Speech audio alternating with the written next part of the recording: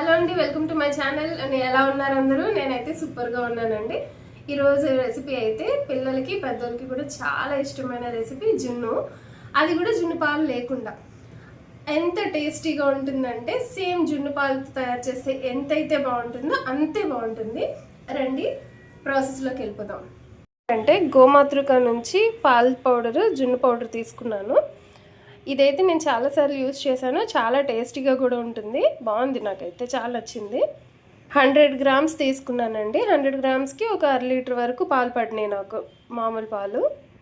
అలానే సొంటి ఒక స్పూన్ వరకు తీసుకోండి చాలు, ఇంకా అంతకు మించి అవసరం లేదు. అలానే మిరియాల పౌడర్, అప్పటికప్పుడు ప్రిపేర్ చేసుకున్న మిరియాల పౌడర్ అండి. కచ్చపచ్చగా ఉంటేనే బాగుంటుంది, నాకైతే చాలా ఇష్టం. ఇలాగా నోటికి తగులుతూ టేస్టీగా స్వీట్నెస్ అండ్ ఇది మిరియాల ఘాటు అన్నీ కలిపి తింటే బాగుంటుంది చాలా.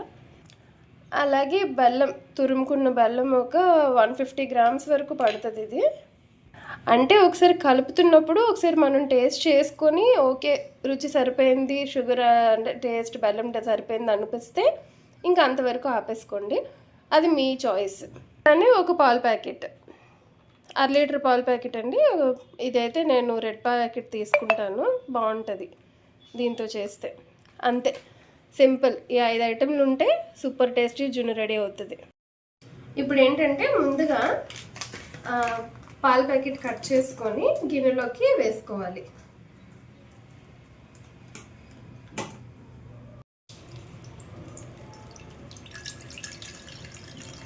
ఇప్పుడు పౌడర్ కూడా కట్ చేసేసి వేసేయండి.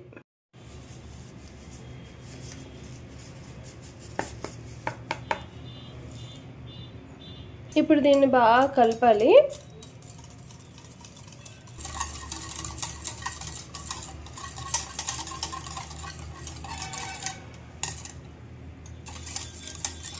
పూర్తిగా కరిగిపోయి కదా.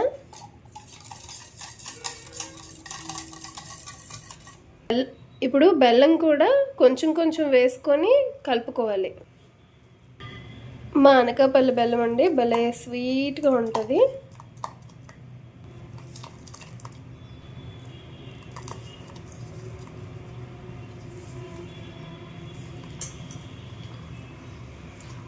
దీన్ని శుభ్రంగా ఇలాగా అసలు ఉండలు లేకుండా మంచిగా కలిపేయాలి.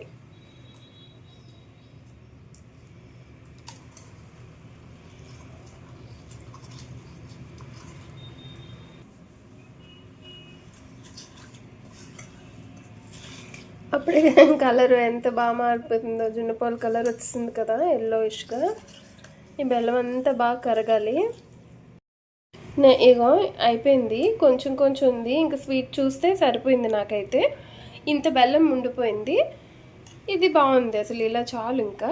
అందుకే ఇంకా బెల్లం తీసుకోవట్లే, కలిపేసాను. ఇందులో అయితే నేను ఈ కలుపుకున్న పాలని ఇందులో వడకట్టుతున్నాను. బెల్లం అది ఏమైనా ఉంటే కనుక దీంట్లోనే ఈజీగా పోతుంది కదా. చూసారా బెల్లం ఎంత ఇంకా కరగకుండా ఉండిపోయిందో, ఇంత ఉండిపోయింది బెల్లం.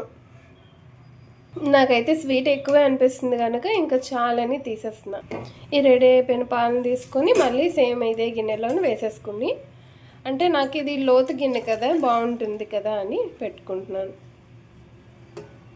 ఇప్పుడు ఇందులోనే సొంటి, మిరియాలు పౌడర్ 2 దీన్ని బాగా కలిపేసుకోవాలి.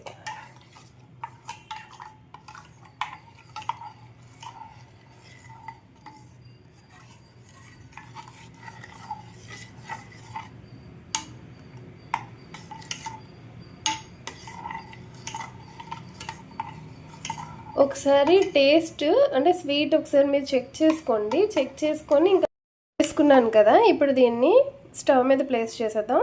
స్టవ్ మీద ఒక గిన్నె పెట్టుకోండి. గిన్నెని చూసి భయపడకండి, దీంట్లోనే నేను పిజ్జాలు, కేక్స్ అండ్ ఇలాంటివి ఏమున్నా కొంచెం తయారు చేస్తాను కనుక కొంచెం మాడింది. ఎందుకంటే ఇది కొంచెం బాగా థిక్గా దలసరిగా ఉంటుంది అనమాట అడుగున. సో అలాంటిది పెట్టుకుంటే త్వరగా కుక్ అవుతుంది, బాగుంటుంది. ఇప్పుడు ఇందులో వాటర్ వేసుకోవాలి. వేసుకుంటే ఎంతవరకు గిన్నె సరిపోతుందో చూసుకొని, అంటే వాటర్ పొంగినా కూడా ఏమవకుండా మీకు ఐడియా ఉంటుందిలేండి. ఆ గిన్నెతో పెట్టేసి దాని మీదనేమో ఏదైనా వెయిట్ పెట్టేసి దాని మీద మూత పెట్టేయడమే.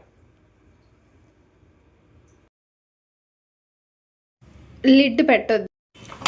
ఒకసారి చెక్ చేసుకుందాం. ఒకసారి చెక్ చేయండి. ఏం అంటుకోవట్లే, అయిపోయింది. దీన్ని ఏం డిస్టర్బ్ చేయకుండా కాసేపు వదిలేయండి. మూత పెట్టేసి కాసేపు వదిలేయండి. Ready ready ready ready.